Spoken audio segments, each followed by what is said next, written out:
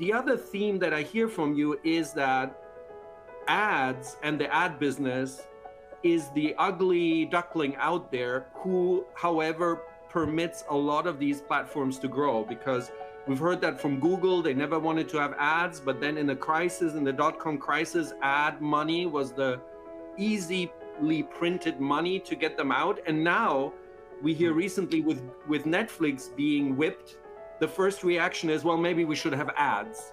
Ads seem to be the financial savior. Another theme here. The one question I have for you very quickly is, there still are these communities. I'm thinking of one that I like to consult, which is the Bogleheads, which is a financial and investment community around John Bogle, the founder of Vanguard Investments, and who discuss investing of all kinds and very much represent the original philosophy of John Bogle to a large extent, at the rate of sometimes 4,000 posts a day. And it's a totally independent community.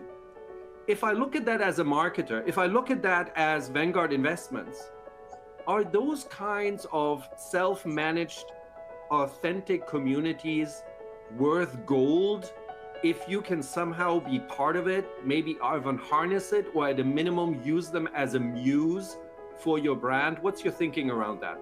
Gee, I mean, you know, for 20 years I've been pounding that drum, JP. So, you know, I've always thought that the potential for these communities is more to listen than to bring a bullhorn and start shouting. And I've been saying that for a long, long time. So I don't have to belabor that answer. Yes, yes. Listening. Marketers are supposed to be good at listening, but we think of marketing as broadcasting all the time, or now narrowcasting.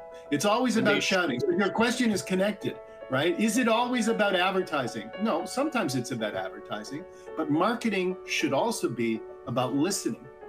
And listening so that you can come up with better offerings in terms of your product and service. Really understanding consumers. Let's go back to the basics. Let's go back to Kotler. Let's go back to what the definition of marketing is. It's not about shouting out your message and selling whatever's in the warehouse. It's about listening to people and refining your product and service offerings to better meet their tastes and the specific tastes of specific groups that you find there.